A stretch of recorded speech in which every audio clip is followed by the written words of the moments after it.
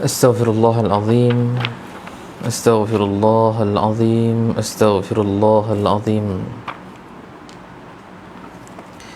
Assalamualaikum warahmatullahi wabarakatuh. A'udzu billahi minasyaitonir rajim. Bismillahirrahmanirrahim. Alhamdulillahilladzi hadana lihadza wa ma kunna linahtadiya laula an hadana Allah. أشهد أن لا إله إلا الله وحده لا شريك له وأشهد أن سيدنا محمدا عبده ورسوله اللهم صل على سيدنا محمد وعلى آله وصحبه ومن تبعهم بإحسان إلى يوم الدين سبحانك لا علم لنا إلا ما علمتنا إنك أنت العليم الحكيم رب اشرح لي صدري ويسر لي أمري واحلل عقدة من لساني يفقه قولي ولا حول ولا قوة إلا بالله العلي العظيم أما بعد قال الله تعالى في كتابه الكريم أعوذ بالله من الشيطان الرجيم بسم الله الرحمن الرحيم يا أيها الناس اتقوا ربكم إن زلزلة الساعة شيء عظيم صدق الله العظيم الحمد لله. Syukur kita kepada Allah Subhanahu wa taala kerana dengan izin dan limpah kurnia-Nya pada pagi yang penuh barakah ini dapat kita bersama-sama mengadakan kuliah subuh secara online ataupun secara maya yang dianjurkan oleh Masjid Abdullah bin Zubair ataupun Masjid TUDM Kuala Lumpur.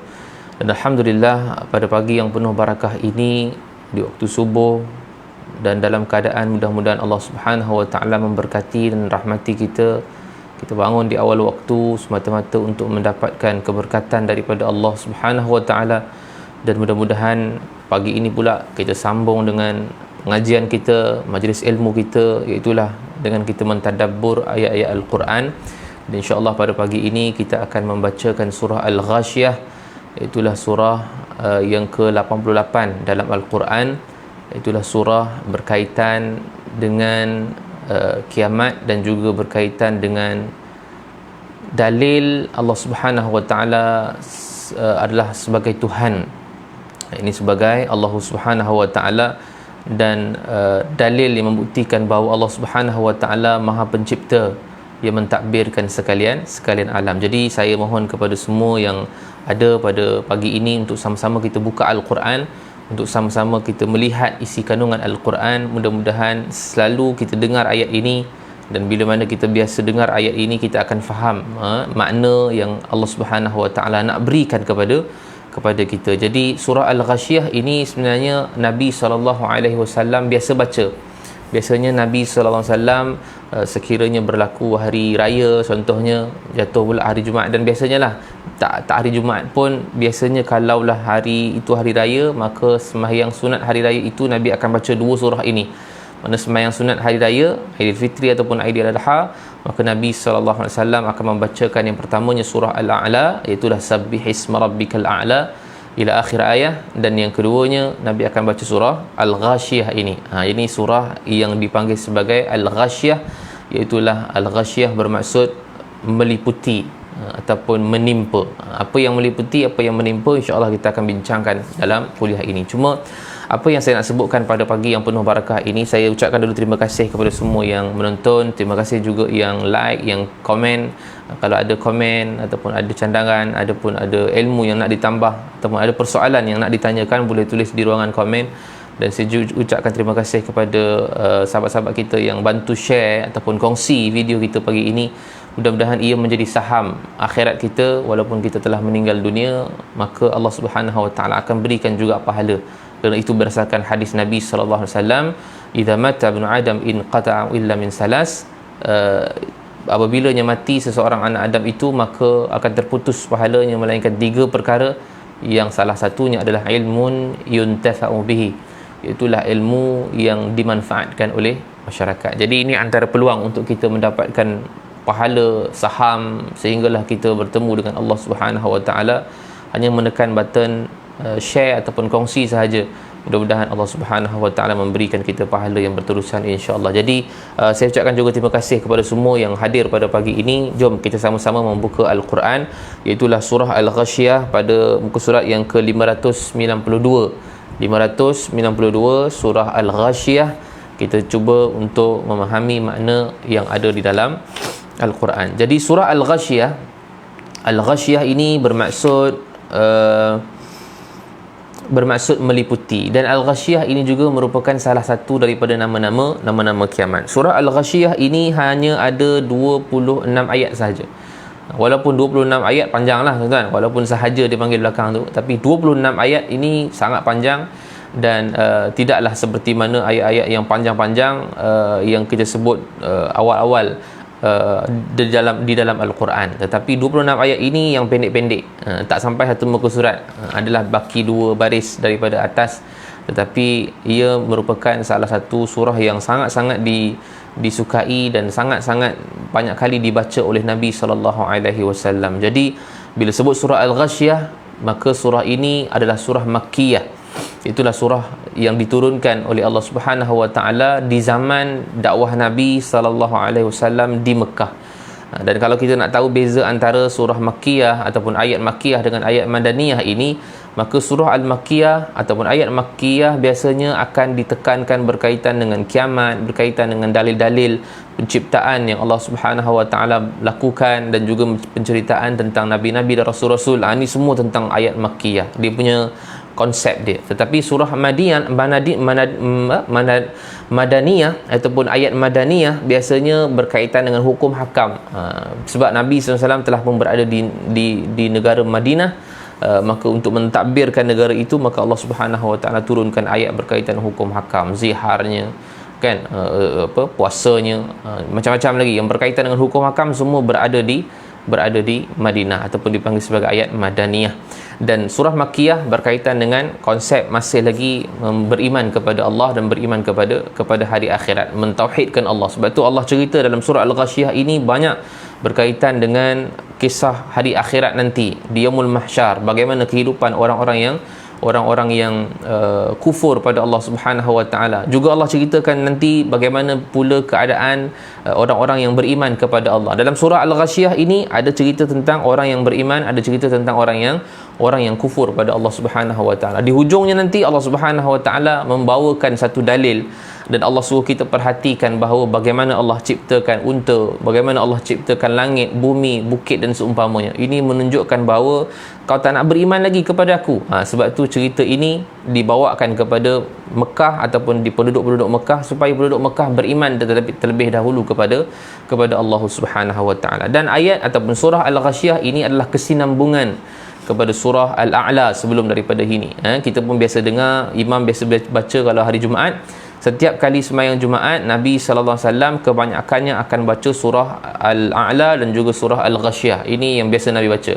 Dan ada juga pada setiap hari Jumaat, kadang-kadangnya Nabi akan baca surah Al-Munafiqun, dan satu lagi dalam surah Saf ataupun surah selepas daripadanya. Jadi ini antara yang Nabi sallallahu alaihi wasallam baca pada hari Jumaat.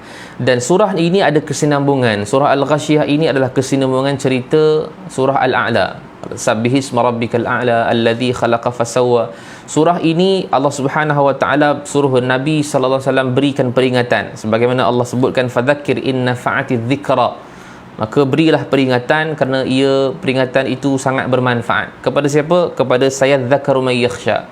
Dia akan memberikan manfaat ini kepada orang yang takut kepada Allah Subhanahu Wa Taala. Wa yatajannabuhal ashqa. Dan Allah Subhanahu Wa Taala sebutkan peringatan ini juga akan menjauhkan bagi orang-orang yang celaka, orang-orang yang binasa.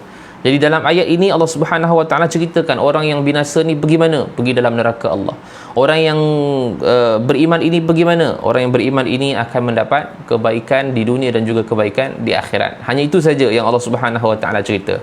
Masuk dalam surah Al-Ghashiyah pada pagi ini yang kita nak bincangkan. Maka surah Al-Ghashiyah ini Allah detailkan lagi besok.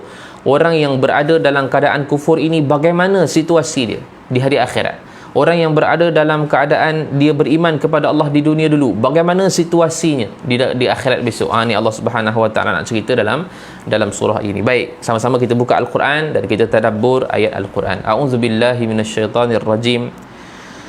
Dengan a'udzubillahi minasyaitanirrajim, aku berlindung kepada Allah Subhanahu wa taala daripada syaitan yang direjam. Bismillahirrahmanirrahim, dengan nama Allah yang Maha Pemurah lagi Maha Mengasihani. Hal ataka hadithul ghashiyah, sudah datangkah kepadamu berita tentang al-ghashiyah, iaitu hari kiamat. Hal ataka hadithul ghashiyah, telah datangkah? Hal di sini kita boleh maksudkan dengan istifham, tetapi bukan, kata ulama, yang ini bukan istifham sekiranya setelah hal itu, setelah kalimah hal itu adalah fi'il madhi. Ataka itu fi'il madhi. Jadi kalau hal itu dia boleh dimaksudkan dengan adakah, kan? Hal ni adalah istifham, persoalan. Kita tanya pada seseorang, kan? Jadi bila kita sebut tentang hal di sini, hal adalah persoalan ataupun istifham. Tetapi bila hal ini dimasukkan setelahnya adalah fi'il madhi, maka dia bukan lagi persoalan, dia adalah perkara yang pasti akan berlaku. Maknanya telah sampai kepada kamu berita tentang kiamat. Bukan persoalan lagi dah. Sebab Allah Subhanahu Wa Taala tanya ni bukan maksudnya Allah tak tahu, dan Allah Subhanahu Wa Taala tanya kepada Nabi ni bukan bermaksudnya Allah Subhanahu Wa Taala belum sampaikan cerita ni kepada Nabi, tak. Tetapi hal di sini adalah memang pasti telah datang kepada kamu cerita berkaitan dengan al-ghashiyah. Ini adalah salah satu daripada nama-nama kiamat. Dan kalau kita tengok nama-nama kiamat ini bukan satu, malah banyak berkaitan dengan nama-nama hari kiamat ini. Dan kalau kita perhatikan dalam Al-Quran, berapa banyak nama-nama tentang kiamat, lebih daripada 10, lebih daripada 20 tentang nama-nama kiamat. Dan kalaulah kita tengok kalimah yang lain berkaitan dengan kiamat, antaranya surah Al-Qari'ah, biasa kita baca Al-Qari'ah, Mal-Qari'ah, wa ma adraka mal-Qari'ah. Ini semua adalah nama-nama kiamat. Antara lain yang Allah Subhanahu Wa Taala sebutkan dalam Al-Quran, iaitulah Yaumul Ba'th. Yaumul Ba'thi itu juga adalah hari akhirat ataupun hari kiamat, tentang hari kebangkitan. Antara yang lain Allah Subhanahu Wa Taala menyebutkan dalam Al-Quran Yaumul Hisab, itu juga antara nama kiamat. Banyaklah dalam Al-Quran ni, kalau kita bedah satu-satu memang sangat banyak. Antara lain yang paling masyhur yang tiap-tiap hari kita baca adalah Yaumuddin, Maliki Yaumiddin. Maka itu antara nama-nama kiamat ataupun nama hari kiamat. Dan terlalu banyak nama hari kiamat yang Allah Subhanahu Wa Taala sebutkan di dalam Al-Quran. Salah satu nama kiamat adalah Al-Ghashiyah. Al-Ghashiyah ini nama kiamat, nama hari kiamat, yang mana maksudnya adalah meliputi. Kenapa? Kata Al-Imam Jalaluddin Al-Mahalli kata al-qiyamah li'annaha takhsha al-khalaiqa bi ahwaliha. Kerana kenapa disebutkan Al-Ghashiyah ini adalah hari kiamat, dan kenapa dia meliputi? Kerana nanti pada hari kiamat nanti manusia akan meliputi, ataupun kiamat akan meliputi semua manusia dalam keadaan bi ahwaliha, ini dengan keadaan yang sangat ngeri hari kiamat ni. Tentang hari kiamat ni dalam surah Al-Ghashiyah, satu ayat ni saja, sebab dia nak masuk cerita lepas hari kiamat tu macam mana. Cuma ayat pertama sekali Allah sebutkan hal ataka hadithul ghashiyah, Muhammad, telah datang kepada kamu cerita berkaitan dengan kiamat. Kenapa yang dikatakan sebagai kiamat ni sangat ngeri? Sebab terlalu banyak cerita yang di dalam Al-Quran Allah Subhanahu Wa Taala gambarkan bagaimana ngerinya kiamat ini. Subhanallah. Sebab kiamat tak berlaku lagi, belum berlaku. Tetapi bila Allah Subhanahu Wa Taala sebutkan cerita pasal kiamat di dalam Al-Quran, kita baca satu persatu, maka kita akan tengok subhanallah, macam ni punya dahsyat kiamat. Antara yang Allah sebutkan dalam Al-Quran, surah Al-Hajj ayat yang pertama dan ayat kedua. Surah Al-Hajj ayat yang pertama kata Allah, ya ayuhan nasu taqu rabbakum inna zalzalatas sa'ati syai'un azim. Kata Allah Subhanahu Wa Taala, wahai manusia, bertakwalah kamu kepada Tuhan kamu, yakni Allah Subhanahu Wa Taala. Inna zalzalatas sa'ah syai'un azim, kata Allah, kerana goncangan hari kiamat itu sangatlah dahsyat. Allah Subhanahu Wa Taala sebutkan kalimah itu saja, tetapi masuk pada ayat kedua, macam mana yang dikatakan sebagai dahsyat itu. Yauma tarawnaha tazhalu kullu murdi'atin amma arda'at. Kata Allah Subhanahu Wa Taala, ketika mana berlakunya kiamat itu, maka perempuan-perempuan yang sedang menyusukan anaknya, dia lepaskan anaknya kerana takut. kerana bimbang akan kiamat itu, apa berlaku kepada diri dia. Semua orang akan tercengang. Dalam ayat-ayat lain nanti kita akan baca kenapa boleh terlepasnya anak itu daripada badan dia untuk dia nak menyusukan anak dia. Sebab sedangkan anak ni, kalau dalam dunia tengah sehat walafiat, kalau kita susukan anak, kita tak akan lepaskan dia. Anak jatuh pun kita boleh menangis, kan? Bayangkan pula ketika mana Allah katakan ketika kiamat, anak yang disusukan itu dia lepaskan anaknya kerana takut dan bimbang apa berlaku kepada diri dia. Kemudian kata Allah, wa tad'u kullu zati hamlin hamlaha. Wanita ketika hamil, ketika mengandung, ketika itu boleh gugur kandungan dia sebab takut dengan keadaan hari kiamat, ketika berlakunya kiamat itu. Dan kata Allah, wa taran nasa sukara wa ma hum bisukara. Dan kau akan tengok bagaimana manusia ketika itu seakan-akan mabuk, tetapi sebenarnya mereka tidak mabuk. Kata Allah, walakinna azaballahi syadid. Tetapi Allah Subhanahu wa taala yang mempunyai azab, yang Allah Subhanahu wa taala berikan azab itu yang sebenarnya yang sangat-sangat pedih. Subhanallah. Maka ini antara ayat-ayat yang Allah Subhanahu wa taala beritahu kepada kita bahawa goncangan hari kiamat itu sangat-sangatlah dahsyat, sehingga boleh menyebabkan anak-anak yang didokong, anak-anak yang sedang menyusu, anak-anak yang sedang hamil, ataupun yang anak-anak yang berada dalam hamil mak kita ataupun perut mengandung mak kita, maka boleh menyebabkan mereka ini tinggalkan anak-anak tersebut kerana mereka takut dan bimbang apa yang berlaku kepada diri mereka. Antara yang lain dalam surah Al-Zalzalah, biasa kita dengar ayat ini. Kata Allah Subhanahu wa taala, idza zulzilatil ardu zilzalaha wa akhrajatil ardu asqalaha. Kata Allah, apabila goncangan ataupun bergoncangnya bumi ini kerana kiamat itu, kata Allah, wa akhrajatil ardu asqalaha, maka terkeluar seluruh isi bumi ini keluar. Kerana apa? Kerana kiamat berlaku. Ni antara yang Allah Subhanahu wa taala ceritakan dalam surah Al-Zalzalah. Nauzubillah min zalik. Kita minta Allah Subhanahu wa taala elakkan diri kita daripada melihat situasi keadaan kiamat yang sangat dahsyat dan ngeri itu. Allah sebut juga dalam surah Al-Qari'ah, mal qari'ah wa ma adraka mal qari'ah. Ni situasi kiamat, ni juga nama kiamat. Allah kata kiamat, apa itu kiamat? Wa ma adraka mal qari'ah, bagaimana yang kau tahu kan itu adalah hari kiamat? Kata Allah, yauma yakunun nasu kal farashil mabthus. Manusia pada ketika itu berlari bertebaran seperti mana kelekatu, maknanya bertebaran langsunglah manusia ni kerana takut, tak tahu nak pergi mana. Dan kata Allah, wa takunul jibalu kal ihnil manfush. Jibal ataupun gunung-gunung ketika itu dihamburkan seperti kapas berterbangan, seperti angin yang menerbangkan kapas. Subhanallah, nak menyebutkan bukit yang terlalu kuat dan terlalu besar itu, pada hari kiamat dia berterbangan seperti mana tisu ataupun kapas yang berterbangan di atas udara. Manusia pada ketika itu berlari tak tahu nak pergi mana. Allah sambung lagi dalam surah Al-Qiyamah macam mana keadaan manusia pada ketika itu yang lari bertakutan, sehingga Allah katakan dalam surah Al-Qiyamah ayat yang ke-6, kata Allah, yas'alu ayyana yaumul qiyamah. Mereka bertanya dalam keadaan mengejek kepada kamu wahai Rasulullah, bila kiamat? Bila kiamat? Kata Allah, kata orang-orang yang tak percaya kepada hari kiamat. Kata Allah, fa idza bariqal basar. Bila berlakunya kiamat ini, fa idza bariqal basar, manusia akan terbeliakkan mata mereka kerana takut dan risau apa yang akan berlaku. Itu kata Allah ayat yang ke-7 dalam surah Al-Qiyamah, fa idza bariqal basar, iaitulah kata Allah Subhanahu wa taala, mata akan jadi terbeliak kerana bimbang dan takut apa yang berlaku. Kemudian kata Allah, wa khasafal qamar, bulan pada ketika itu hilang dia punya cahaya. Wa jumi'asy syamsu wal qamar, bulan dan bumi pada ketika itu dalam keadaan disatukan, maknanya bertembung antara satu sama lain. Dan kata manusia, yaqulul insanu yawma idzin ainal mafar. Manusia pada ketika menyaksikan hari kiamat itu, mereka berkata-kata, ainal mafar, mana kita nak pergi ni? Kan dalam ayat surah Al-Qiyamah tadi kan kita sebutkan, yauma yakunun nasu kal farashil mabthus. Manusia ni tak tahu nak lari ke mana dah. Berlari bertebaran macam semut lah tuan-tuan. Kalau semut tu kita kacau kan, dia macam berlari-lari. Jadi dalam surah Al-Qiyamah Allah cerita lagi, manusia ni rupanya bertanya antara satu sama lain, yaqulul insanu yauma idzin ainal mafar. Mana kita nak lari ni? Kalla la wazar. Tak tahu kita nak lari ke mana. Dan kata Allah jawab, ila rabbika yawma idzil mustaqar. Tak ada tempat lain lagi yang kita boleh pergi melainkan hanya kepada Tuhan kita akan kembali. Subhanallah.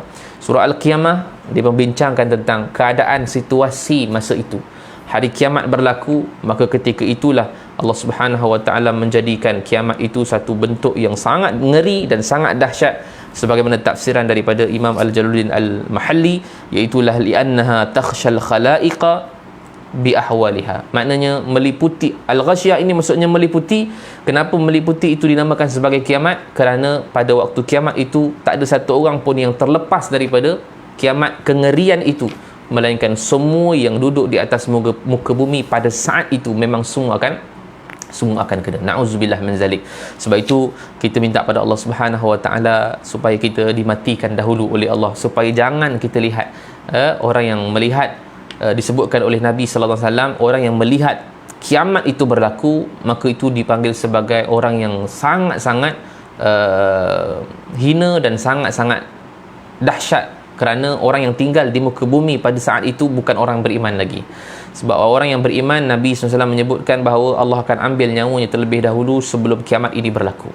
Jadi kalaulah kita yang melihat, na'udzubillah min zalik, kiamat itu berlaku, bagaimana pecahnya bumi ini, langit ini terbelah, kan, idza sama'un fatarat, maknanya langit terbelah, bintang-bintang berguguran, maka kita bimbang, kita termasuk daripada kalangan orang yang tidak beriman kepada Allah Subhanahu wa taala. Na'udzubillah min zalik. Maka itu ayat pertama, yang mana kata Allah, hal ataka hadithul ghasyiyah, adakah telah sampai. Hal di sini bukan maksudnya istifham, bukan maksudnya persoalan, tetapi telah sampai kepada kamu, yakni Muhammad sallallahu alaihi wasallam, berita berkaitan dengan kiamat. Kiamat tadi kita dah cerita detailnya. Kemudian masuk ayat kedua, Allah Subhanahu wa taala detailkan lagi cerita berkaitan orang yang kufur pada Allah pada surah Al-A'la sebelum daripada ini. Dia ada kaitan, tuan-tuan. Kalau kita belajar tafsir, kita akan diajar supaya kita tahu apa sambungan daripada kisah daripada sebelumnya. Jadi surah Al-A'la Allah ceritakan berkaitan dengan orang yang kufur, surah Al-A'la juga Allah ceritakan berkaitan dengan orang yang beriman. Maka Allah sebutkan dalam surah Al-A'la, surah Al-Ghasyiyah Allah detailkan lagi besok di hari akhirat dia macam mana.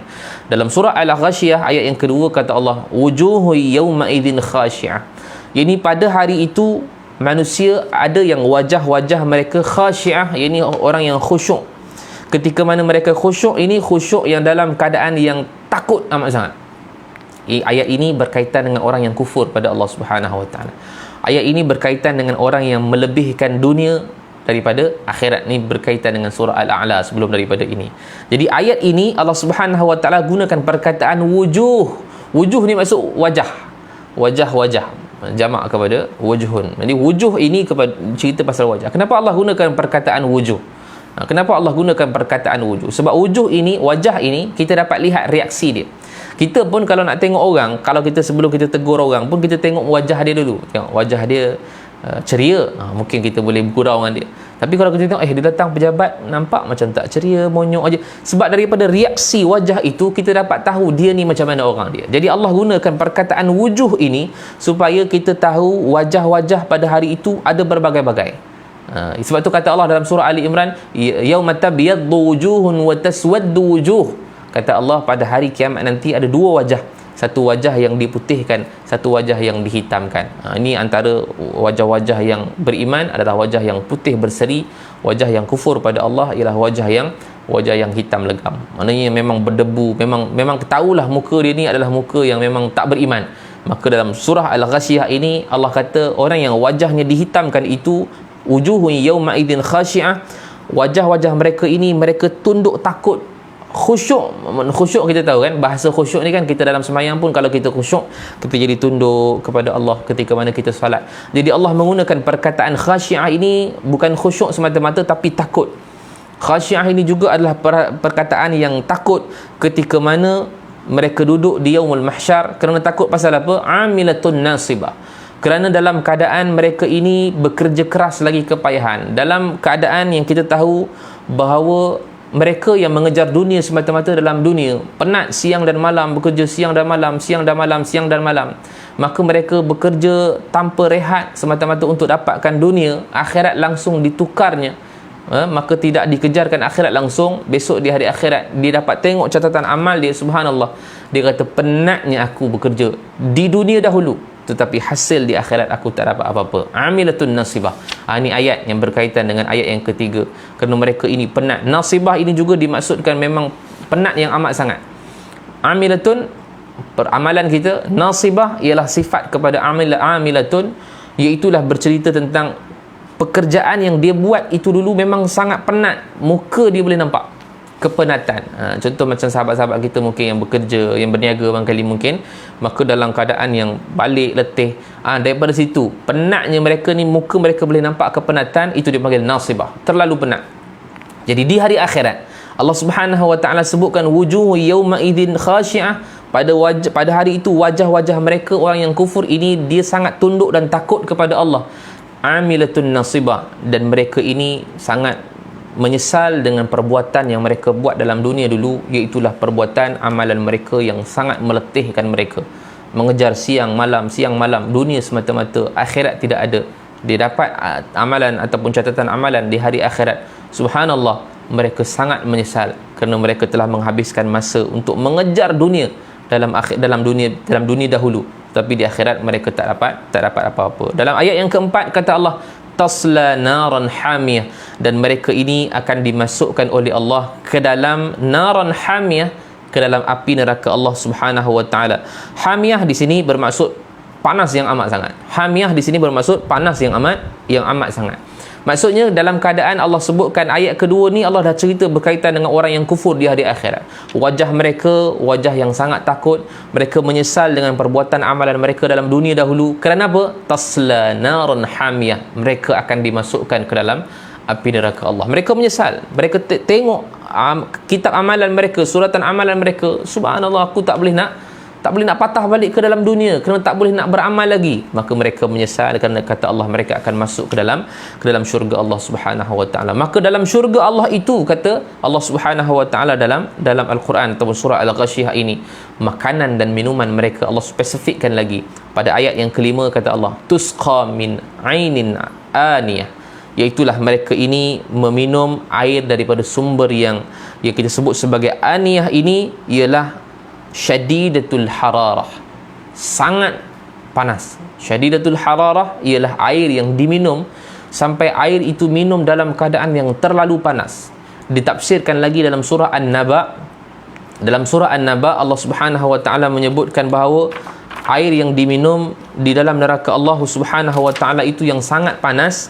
Kata Allah, la yazuquna fiha bardan wala syaraba, iaitulah mereka yang duduk dalam neraka Allah ini. Dalam surah An-Naba ayat yang ke-24 kata Allah, la yazuquna fiha bardan, dalam neraka mereka tidak akan dapat rasa bardan, kesejukan, wala syaraba, dan tidak akan dapat rasa minum, illa hamiman wa ghassaqa, melainkan mereka dapat minum air yang hamiman, yang sangat panas, kata Allah Subhanahu wa taala, dan panasnya itu yang boleh meleburkan wajah mereka. Tafsiran dalam surah Al-Kahfi, dalam surah Al-Kahfi ayat yang ke-29, bila mana mereka ini meminum air yang panas di dalam api neraka, kata Allah, kal muhli yashfil wujuh, seolah-olah mereka minum air itu, air tembaga yang boleh menyebabkan wajah mereka luruh, tak sampai lagi air ke dalam tekak, tapi mereka ambil air untuk minum sebab terlalu panas. Maka belum sampai di mulut mereka, terlalu panas menyebabkan wajah mereka ini hancur,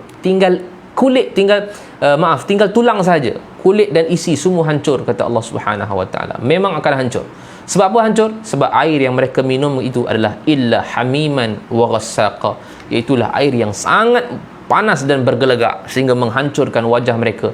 Ada pilihan satu lagi, wa ghassaqa, iaitulah air darah dan nanah. Ini minuman kepada orang-orang yang tidak beriman di hari akhirat. Wa ghassaqa ini adalah darah dan nanah. Mana mereka dapat darah dan nanah ini? Melainkan mereka akan dapat darah dan nanah daripada pancutan badan ahli-ahli neraka yang lain. Sebab mereka tak boleh minum air yang panas, tidak ada pilihan yang lain. Mereka tengok badan-badan ahli neraka yang diazab, diseksa, terpancut darah dan nanah, mereka ambil dan mereka hirup, kerana itu saja yang tak panas. Na'udzubillah min zalik. Kita duduk dalam dunia ni tengok nanah, bau nanah pun kita jijik, kita geli. Tetapi ini yang Allah Subhanahu wa taala hidangkan kepada orang-orang yang tidak beriman, yang kufur pada Allah di dalam api neraka Allah. Na'udzubillah min zalik. Kalau cerita bab neraka ni tuan-tuan memang sangat-sangat menggerunkan. Jadi ini kata Allah, orang yang duduk dalam api neraka Allah ini, minuman mereka adalah tusqa min ainin aniyah, iaitulah air yang disebutkan sebagai syadidatul hararah, air yang sangat panas.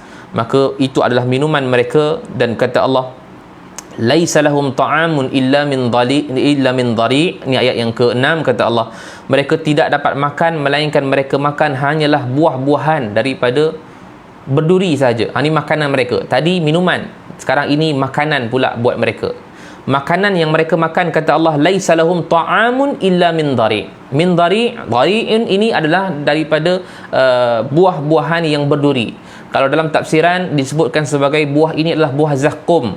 Inna syajarata zaqqum ta'amul athim kal muhli yakhfi fil butun, kata Allah Subhanahu wa taala. Ya, inilah inna syajarata zaqqum, sesungguhnya buah-buahan zaqqum ini, ta'amul athim, iaitulah buah-buahan yang untuk orang-orang yang berdosa, yang mana buah-buahan ini bila dimasukkan ke dalam badan mereka, iaitu akan hancur usus-usus di dalam badan-badan mereka. Ya Allah, minum air boleh hancurkan wajah, makan buah-buahan yang ada dalam neraka Allah, iaitu buah zakum, buah duri, min dari'in, itu adalah buah yang berduri, boleh menghancurkan usus-usus kita dalam badan. Subhanallah, bagaimana keadaan duduk dalam neraka Allah. Kita sebab tu kita tadabbur Al-Quran, sebab nak menjadikan kegerunan hati kita untuk melakukan dosa dan maksiat. Ya Allah, aku tak nak masuklah neraka sebab terlalu takut dan bimbang, kerana tidak ada pilihan. Makanan dan minuman tidak ada pilihan. Berbeza dengan syurga. Syurga ada air, nanti kita bincang, lepas ni kita bincang bab syurga, ada bab syurga dalam ni kan. Syurga lain, ada air banyak, ada minuman banyak. Tak ada dalam keadaan yang duduk dalam syurga tak haus pula tu. Tak ada haus, tapi air banyak. Dalam duduk dalam syurga, makanan banyak, tapi tak rasa lapar, tak rasa haus, tapi boleh ambil je makan. Tapi duduk dalam neraka ni, kata Allah, pilihan tak ada. Air panas ataupun duri ataupun makanan yang berduri, buah yang berduri saja. Tetapi mereka ini sangat terlalu lapar dan sangat terlalu haus. Tidak ada pilihan, mereka ambil. Kenapa Allah buat begitu? Kerana inilah dipanggil sebagai jaza, sebagai pembalasan kepada orang-orang yang kufur pada Allah Subhanahu wa taala. Na'udzubillah min zalik. Dan kata Allah dalam ayat yang ke-7, la yusmin wa la yughni min ju'. Dan makanan dan minuman yang mereka makan itu la yusmin, tidak dapat menggemukkan mereka. Dan kata Allah wala yughni min ju', dan tidak dapat juga memberikan kenyang buat mereka. Maknanya mereka ni akan sentiasa lapar sahaja. Subhanallah. Jadi ini yang Allah Subhanahu wa taala sebutkan dalam ayat yang kedua sehingga ayat yang ketujuh, berkaitan situasi orang-orang yang kufur pada Allah Subhanahu wa taala di hari akhirat besok. Dalam surah Al-A'la, Allah Subhanahu wa taala dia tak sebutkan secara detail. Allah kata orang yang kufur maka mereka akan masuk dalam neraka Allah, la yamutu fiha wa la yahya, kata Allah dalam surah Al-A'la, sebelum daripada surah ini. Mereka duduk dalam neraka Allah, tidak mati dan juga tidak hidup. Itu saja. La yamutu fiha wa la yahya. Maknanya mereka hidup dalam neraka ini tidak mati, mereka diazab tiap-tiap hari, tapi mereka takkan mati. Sebab kematian itu hanya sekali saja sifat dia dalam dunia. Wala yahya, dan mereka juga tidak hidup, kata Allah. Yahya macam mana? Maksud dia, mereka ini tidak hidup seperti mana orang yang hidup di dalam syurga. Mereka terpaksa hari-hari berdepan dengan seksaan. Tidak ada seminit dan sedetik pun Allah merehatkan mereka. Tidak ada. Sampai mereka pun minta pada Allah, ya Allah, rehatkanlah aku walaupun sehari. Cukuplah, aku dah tak larat dah ya Allah. Maka mereka tidak dilayan oleh Allah Subhanahu wa taala. Mereka minta kepada Malik, ya Malik, liyaqdi alaina rabbuk, dalam surah yang lain. Kata ahli-ahli neraka ini kepada Malik, penjaga neraka, wahai Malik, liyaqdi alaina rabbuk, wahai Malik, tolonglah minta kepada Tuhan, ini pada Allah, supaya matikan saja kami tak larat lagi dah duduk dalam neraka ni. Terlalu seksa. Subhanallah. Ini kalau kita bedah satu persatu tentang ayat neraka ni, tak habislah kita ni 7 suku dah ni kan. Tapi nak sebutkan bahawa itulah situasi orang-orang yang duduk di dalam neraka Allah. Dalam surah Al-Ghasyiyah ini, hanya pada ayat yang kedua dan hanya pada ayat kedua hingga ayat ke-7 sahaja Allah ceritakan situasi orang yang duduk dalam neraka Allah. Masuk ayat ke-8, maka Allah ceritakan pula kepada kita berkaitan dengan orang-orang yang beriman kepada Allah. Baru kita boleh senyum. Kenapa? Kata Allah, wujuhu yawma idzin na'imah. Dalam ayat yang ke-8 kata Allah, ada pula pada hari itu wajah-wajah mereka yang na'imah. Na'imah ni maksudnya hasanah, yang bagus, yang baik. Mana muka mereka dibersihkan, disucikan oleh Allah Subhanahu wa taala. Kenapa digunakan wajah? Sebab saya sebutkan tadi, wajah mereka ini kita boleh nampak. Sama ada mereka ini bersedih, bergembira, duka, semua kita boleh nampak. Sebab tu Allah gunakan perkataan wujuh. Maka pada hari kiamat juga nanti kita akan dapat lihat orang yang beriman itu wajah mereka na'imah, hasanah, maksudnya baik, bagus wajah mereka. Dan kata Allah, lisa'iha radiyah. Kerana apa? Kerana mereka redha dengan apa yang mereka dapat. Mereka usahakan dalam dunia dahulu, kemudian mereka dapat suratan amal daripada Allah. Mereka tengok, subhanallah, apa yang mereka buat dalam dunia itu semua Allah terima. Maknanya segala amalan mereka dalam dunia, semayang mereka, ibadat mereka, sedekah mereka, Quran mereka ni, majlis ilmu yang kita buat pada hari ini, mudah-mudahan Allah terima. Kemudian apa sahaja yang amalan-amalan kita buat untuk kita menghubungkan hubungan baik kita dengan manusia yang lain, maka bila kita dapat suratan amal, tiba-tiba kita gembira, lisa'yiha radiyah, kerana dia sangat gembira dengan suratan amalan yang mereka dapat ini. Kata Allah Subhanahu wa taala, fid dunya lisa'yiha, kata al-Imam Jalaluddin Al-Mahalli, lisa'yiha, kerana mereka sangat gembira dengan usaha mereka, fid dunya bi ta'ah, kerana dalam dunia mereka sangat taat kepada Allah Subhanahu wa taala. Radiyatun, iaitu mereka redha dengan apa yang Allah Subhanahu wa taala, gembiralah, maknanya gembira yang amat sangat dengan apa yang Allah berikan suratan amal kepada mereka. Fi jannatin 'aliyah, iaitulah mereka ini berada dalam jannah al-'aliyah yang tinggi. Jannatin 'aliyah ini ialah satunya ada hisan wa ma'nan, ataupun kita panggil sebagai yang benar-benar yang jannat yang tinggi, syurga yang tinggi, ataupun makna saja yang tinggi. Kalau dikatakan sebagai fi jannatin 'aliyah, orang yang beriman ini dia akan masuk kepada jannah yang tinggi, hisan, fizikal, maka mereka akan duduk dalam syurga Firdaus bersama dengan para anbiya, para siddiqin, para syuhada, para salihin. Tetapi kalau maknan saja, iaitulah dipanggil sebagai maknawi, jannah yang tinggi itu dipanggil sebagai maknan saja, maka ini adalah umpama sahaja mereka akan dinaik dan tinggikan martabat dan darjatnya, iaitu seolah-olah Allah Subhanahu wa taala memuliakan mereka walaupun mereka tak duduk di syurga yang paling tinggi, walaupun duduk di syurga yang rendah, tetapi Allah Subhanahu wa taala muliakan dia dengan kalimah aliyah tadi tu. Jadi ini antara perbahasan para ulama tafsir berkaitan dengan fi jannatin 'aliyah. Maknanya orang yang beriman ini, mereka duduk dalam keadaan gembira dan mereka duduk di dalam syurga yang sangat tinggi martabatnya. Kemudian kata Allah, la tasma'u fiha laghiyah. Mereka duduk dalam syurga Allah itu, mereka la tasma', mereka tak dengar di dalamnya fiha fi jannah laghiyah, iaitulah perkataan-perkataan yang lara, perkataan yang sia-sia, mereka tak dengar. Maksudnya mereka duduk dalam syurga Allah, mereka tak dengar seperti mana kita duduk dalam dunia ni, orang mengumpat, orang mengadu domba, kita tak dengar lagi dah. Sebab tu dalam surah An-Naba juga Allah Subhanahu wa taala sebutkan ayat yang ke-35, la yasma'una fiha laghwan wala kidzaba, iaitulah mereka duduk dalam syurga, la yasma'una, mereka tak akan dengar, fiha yakni ay fil jannah, iaitulah dalam syurga Allah, laghwan, perkataan yang lara, wala kidzaban, iaitulah perkataan yang dusta, yang berbohong. Ini dalam surah An-Naba ayat 35. Jadi dalam surah Al-Ghasyiyah juga Allah sebutkan la tasma'u fiha laghiyah, mereka duduk dalam syurga Allah, mereka tak dengar perkataan-perkataan yang lara, mereka akan dengar perkataan yang baik sahaja, puji-pujian kepada Allah. Tuan-tuan jangan kata pujian, bunyi pokok pun sedap dah, subhanallah. Macam mana nak bayangkan tu macam mana nak bayangkan bunyi pokok pun sedap. Situasi tentang syurga ni nanti insya-Allah malam garang saya ada satu lagi kuliah untuk surau di Seremban, live juga kuliah. Malam nanti saya akan ceritakan berkaitan dengan situasi orang-orang yang berada dalam syurga. Jadi saya jemput juga semua yang hadir pada pagi ini untuk sama-sama bersama saya malam nanti kuliah maghrib. Juga nanti saya akan share di Facebook saya, Izmir Faris, untuk kita nak mendalami dan bedah apa dia ayat Al-Quran yang Allah Subhanahu wa taala sebutkan berkaitan dengan syurga. Bagaimana situasi pula dalam syurga. Dalam ayat ni pun Allah dah sebut dah, la tasma'u fiha laghiyah, dan dalam ayat yang ke-12 kata Allah, fiha 'ainun jariyah, kata Allah. Fiha yakni fil jannah, dalam syurga Allah Subhanahu wa taala, 'ainun jariyah. Maksudnya 'ainun ni air mata. 'Ainun ni Allah gunakan kalimah nakirah.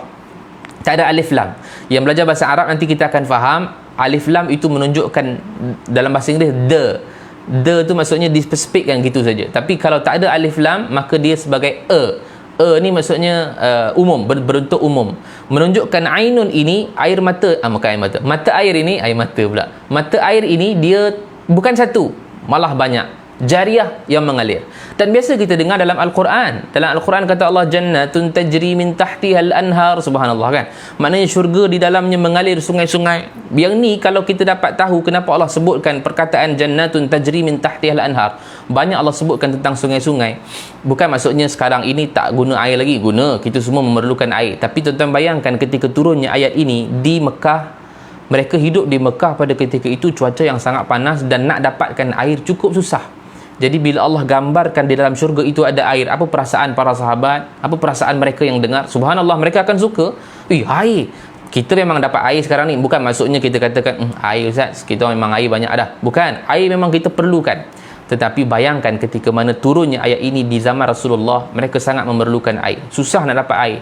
Tapi Allah ceritakan berkaitan air, fiha ainun jariyah, tidak ada alif lam pula, menunjukkan dalam syurga memang terlalu banyak air. Ada air susu, air laban, ada air madu, air asal, ada air apa lagi, khamar, air arak pun ada, macam-macam air. Buah-buahan jangan cerita, terlalu banyak. Jadi ini antara cerita yang Allah sebutkan sedikit berkaitan dengan situasi yang ada dalam syurga Allah. Kemudian kata Allah, fiha sururum marfu'ah, kata Allah Subhanahu wa taala, di dalamnya pula terdapat sururun marfu'ah. Surur ni maksudnya katil. Katil-katil yang empuk, yang diangkat oleh Allah Subhanahu wa taala, marfu'ah. Maksudnya kalau sebut tentang katil, kita pun kalau sebut katil pun kita rasa seronok kan, tilam, seronok. Bila kita terasa penat yang amat sangat, katil tu kalau kita sebut, kita akan terbayang, ya Allah seronoknya kalau aku dapat rehat. Jadi Allah guna perkataan yang sama, fiha sururum marfu'ah. Di dalam syurga itu juga terdapat satu katil, ataupun ini surur ni maksud banyak, terdapat banyak katil-katil yang diangkat oleh Allah. Maksudnya katil-katil yang sangat empuk, kata Allah Subhanahu wa taala. Subhanallah. Maka itu yang kita katakan bahawa memang sangat-sangat seronok bila duduk dalam syurga Allah. Sebut katil sebab kita nak sebutkan bahawa berehatlah kamu dalam syurga. Dan kata Allah, wa akwabum mawdu'ah, dan wa akwab ini maksudnya aqdahun la uralaha, maknanya gelas-gelas yang tidak ada telinga di tepinya. Maksudnya apa? Maksudnya dalam ayat ini, wa akwabum mawdu'ah, gelas-gelas yang Allah Subhanahu wa taala susunkan di tepi-tepi syurga ini supaya kita dapat minum semua air. Disediakan, maksudnya seolah-olahnya ibarat kau minumlah air apa yang kau nak, gelas telah tersedia. Maksud macam tu. Kalau kita datang rumah orang kan, dihidangkan gelas, dihidangkan jak dengan air, kau sendiri tuanglah kau nak minum air banyak mana pun, pilih air apa yang ada. Seolah-olah Allah alu-alukan sungguh orang yang beriman ini kepada syurga. Maksudnya Allah hidangkan wa akwab, iaitulah aqdah, gelas-gelas yang Allah hidangkan kepada ahli syurga itu supaya apa? Minumlah apa sahaja yang Allah Subhanahu wa taala hidangkan. Mawdu'ah, iaitulah diletakkan di tepi-tepi supaya kita boleh ambil. Dan kata Allah yang ke-16 yang ke-15, wa namarikum masfufah, kata Allah Subhanahu wa taala, wa namarikum masfufah, ini adalah bantal-bantal yang tersusun. Bantal lagi Allah guna perkataan bantal. Wa namarik, ini adalah bantal. Kata Abdullah bin Abbas, ini adalah bantal. Kita sebut katil tadi pun seronok, bantal apatah lagi kan seronok. Bila tengah-tengah malam rasa penat, ya Allah kalau dapat balik ni peluk bantal kan seronok. Allah gunakan kalimah itu untuk kita berehatlah. Maksudnya gitu. Wa namarikum masfufah, dan ayat ke-16, wa zarabiyyu mabsusah, kata Allah, dan permaidani yang terhampar. Maksudnya Allah sangat-sangat mengalu-alukan kita orang-orang yang beriman ini untuk masuk ke dalam syurga Allah Subhanahu wa taala. Jadi ayat yang ke-10, ayat yang ke-8 sehinggalah ayat yang ke-16 ini Allah ceritakan berkaitan orang-orang yang beriman di dalam syurga Allah Subhanahu wa taala. Masuk ayat ke-17, saya kena simpulkan sikit pasal dah lewat. Ayat yang ke-17 kata Allah Subhanahu wa taala, afala yanzuruna ilal ibli kaifa khuliqat. Kata Allah Subhanahu wa taala, tidakkah engkau memerhatikan? Yanzuruna ini lihat, tapi bukan maksud lihat semata-mata. Lihat ni ada banyak, ada ra'a pun lihat, tapi ra'a ini lihat dengan mata sahaja semata-mata. Tapi bila Allah sebut yanzuruna ini lihat dengan mata juga dengan hati. Allah suruh kita lihat dengan mata juga lihat dengan hati. Yanzuruna, afala yanzuruna ilal ibli kaifa khuliqat, kata Allah. Adakah kamu tidak lihat bagaimana Allah Subhanahu wa taala menciptakan ibil ni maksud unta. Ibil ni maksud unta. Tuan bayangkan dalam ayat pertama sampai ayat yang ke-16 tadi, Allah Subhanahu wa taala dia menggunakan dalil dipanggil sebagai dalil naqli. Dalil naqli ni adalah dalil-dalil yang ada dalam Al-Quran. Cerita untuk mengesakan Allah ini, Allah ceritakan bagaimana Allah ciptakan kiamat, bagaimana Allah ciptakan yaumul mahsyar. Tapi bila masuk ayat ke-17 ini, Allah suruh kita guna akal pula untuk kita fikir tentang keesaan Allah. Ini dipanggil sebagai dalil akli, dalil akal. Masuk ayat 16 ni sampai habis, masuk ayat 17 ni sampai habis, Allah suruh kita fikir dengan akal bagaimana Allah ciptakan sekian. Akal lah. Jadi dua-dua dalam surah ini dia ada dalil naqli dan dalil akli. Dalil tentang Al-Quran dan juga hadis, dan juga dalil tentang akal. Bukan dalil naqli saja, malah Allah suruh fikir. Kalau kamu tak percaya bahawa aku ni Tuhan, seolah-olah kata Allah, Sebab kan Nabi perintahkan orang-orang kafir Quraisy untuk menyembah Allah, tinggalkan tauhid, tinggalkan berhala. Tapi mereka tak percaya. Maka kalau tak percaya, kata Allah, afala yanzuruna ilal ibli kaifa khuliqat. Kalau tak percaya, kenapa engkau tak lihat bagaimana aku ciptakan unta? Kenapa Allah sebut unta dalam ni? Ibil ni maksud unta. Unta ni dia banyak nama. Ada ibil, ada jamal. Jamal yang dipendekkan kalimahnya, jamal. Bukan jamal. Kalau jamal yang panjang tu maksudnya cantik. Jamal Abdullah kan. Jamal Abdullah, jamal yang panjang lah, jangan jamal yang pendek. Jim, mim, alif, lam, jamalun. Itu cantik. Tapi kalau jim, mim, lam saja, jamal, maka itu adalah unta. Sebab tu kalau ada sahabat-sahabat kita yang nama Jamal kan, jadi jangan panggil dia Abang Jamal, kan, pendekkan Jamal tu, mal tu jangan pendekkan, nanti dia jadi Abang Unta. Tapi kita panggil dia Jamal, mal di belakang tu panjang, Abang Jamal, maka itu adalah abang yang sangat cantik. Maka Jamal juga adalah unta, Naqah juga adalah unta. Jadi unta ni banyak nama. Jadi Allah Subhanahu Wa Taala menyebutkan afala yanzuruna ilal ibil kaifa khuliqat. Bagaimana aku ciptakan unta ini supaya engkau lihat. Tuan, dalam proses ataupun dalam kehidupan unta ni sebenarnya banyak keistimewaan dan kelebihan yang Allah Subhanahu Wa Taala. Sebab antara yang paling utama di dalam masyarakat Mekah pada ketika dulu adalah unta menjadi kenderaan mereka. Unta ni boleh berjalan jauh dalam keadaan yang sangat panas. Sebab itu Allah suruh lihat unta yang Allah Subhanahu Wa Taala ciptakan. Kenapa? Ulama-ulama mengkaji berkaitan dengan sifat unta. Unta ini sifatnya sabar. Dia boleh berjalan di atas padang pasir yang dalam keadaan panas sekalipun.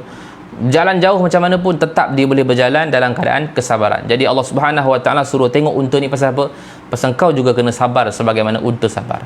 Unta ini juga antara makhluk yang taat kepada tuan dia. Tuan-tuan bayangkan kalau pergi ke Madinah besok, mereka akan dibawa ke ladang unta dan tuan-tuan akan tengok di ladang unta itu dia punya kandang dia kaki dia kan tinggi, tapi dia punya kandang dia punya wire dawai dia tu bawah lutut je.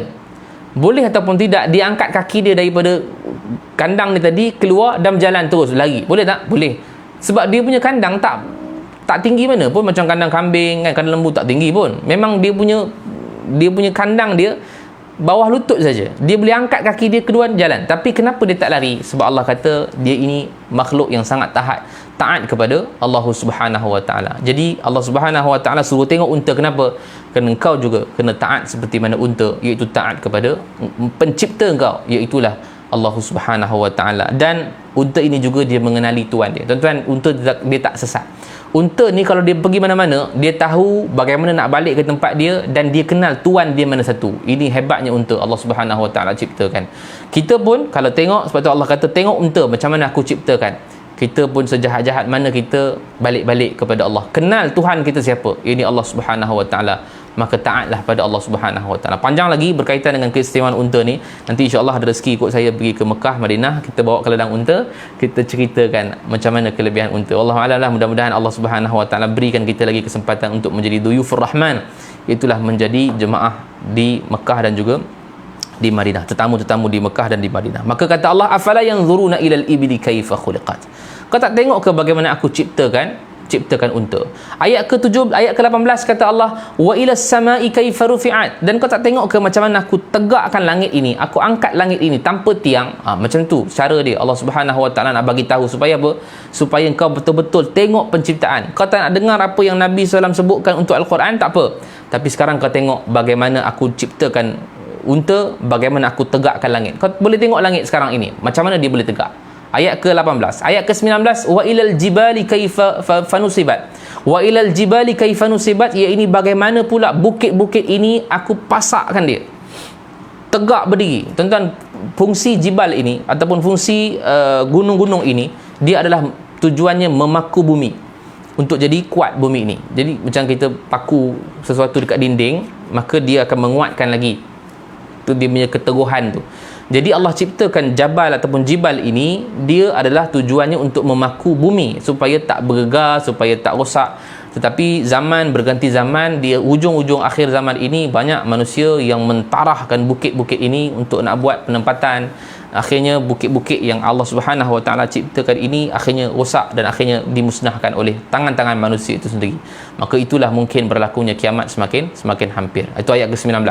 Tengok langit, tengok unta, tengok juga bukit, dan kata Allah yang keempat, wa ilal ardi kaifa sutihat, dan tengok bagaimana aku hamparkan bumi ini terlalu luas sampai kau pun tak boleh nak berjalan seluruh muka bumi. Baik, kita Malaysia pun tak boleh jalan lagi. Bermaksud betapa luasnya muka bumi ini. Yang Allah Subhanahu Wa Taala nak bagi tahu apa? Nak bagi tahu pada manusia bahawa tengok penciptaan yang ada di sekeliling ini. Bukankah aku ni lagi Tuhan kamu? Maksudnya gitulah. Kata Allah Subhanahu Wa Taala, alastu bi rabbikum, bukankah aku ni Tuhan kamu? Menunjukkan bahawa apa? Penciptaan yang aku buat ini semata-mata untuk menampakkan bahawa aku ni adalah Tuhan. Tapi kenapa kau masih lagi tak beriman? Seolah-olahnya begitu.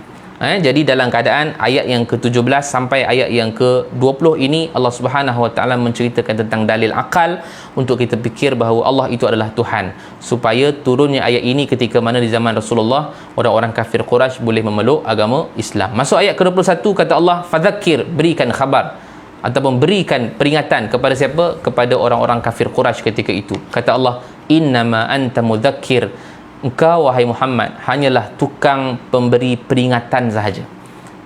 Yang ini faham kita bahawa bukan manusia yang memberikan hidayah. Bukan saja Allah Subhanahu Wa Taala sebut anta ini kepada Rasulullah, anta ini kepada kita semua umat Nabi Muhammad sallallahu alaihi wasallam.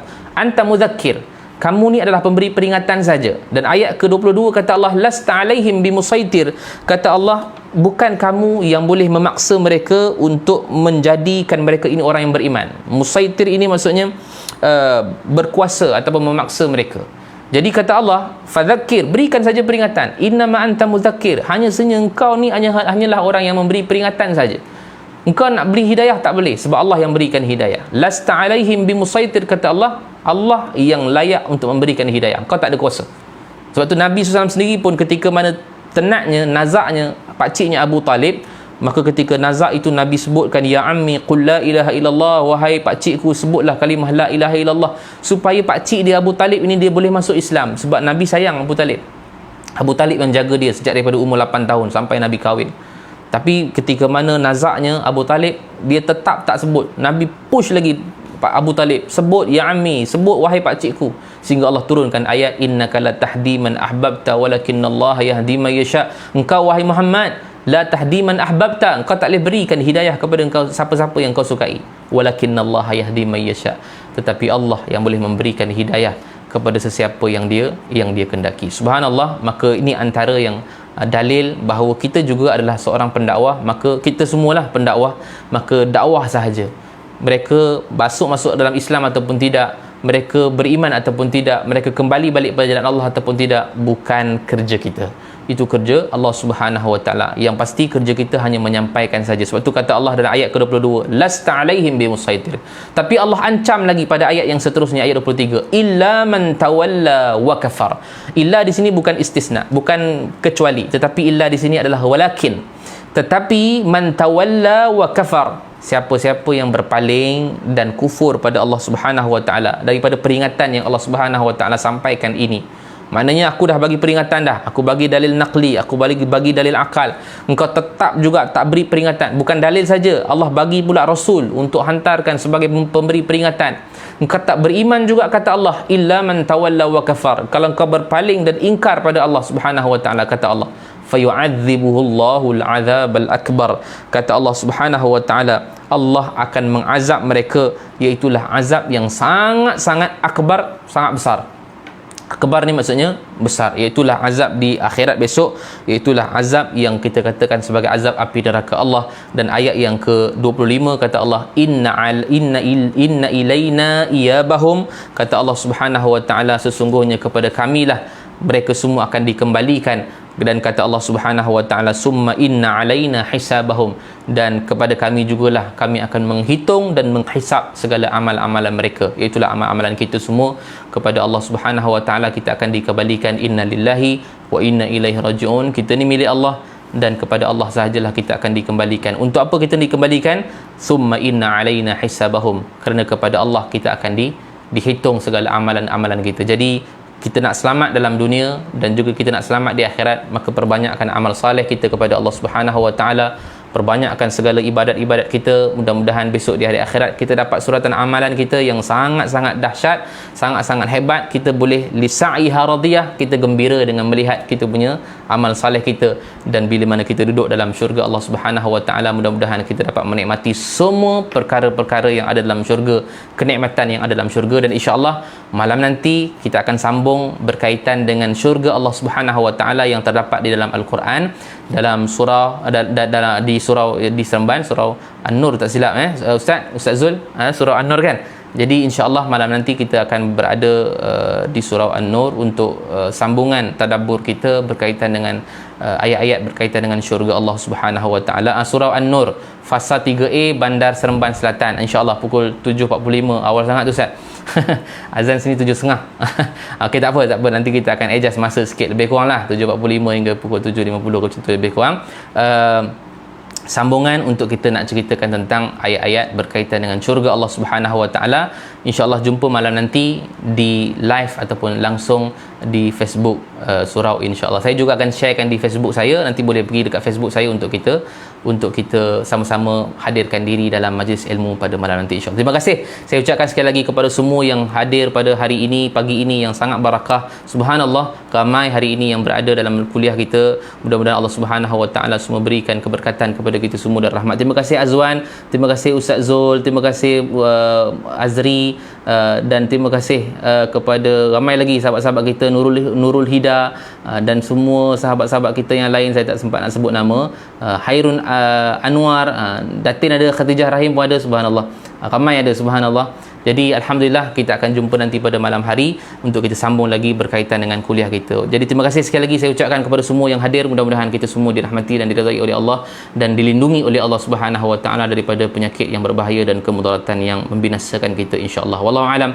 Aqulu qawli hadza wa astaghfirullahal azim li wa lakum. Assalamualaikum warahmatullahi wabarakatuh. A'udzubillahi minasyaitonir rajim. Bismillahirrahmanirrahim. Alhamdulillahirabbil alamin wassalatu wassalamu ala asyrafil anbiya wal mursalin wa ala alihi washabbihi ajma'in.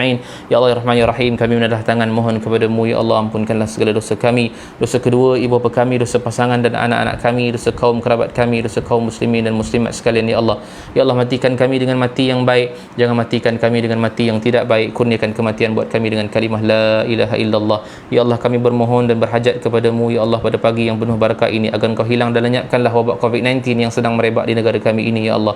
Lindungilah kami, ahli keluarga kami daripada wabak yang berbahaya ini ya Allah. Wa sallallahu ala sayyidina Muhammad wa ala alihi wa sahbihi wasallam. Walhamdulillahi rabbil alamin. Taqabbalallahu minkum minna wa minkum taqabbal ya karim wa jazakumullahu khairan. Assalamualaikum warahmatullahi wabarakatuh.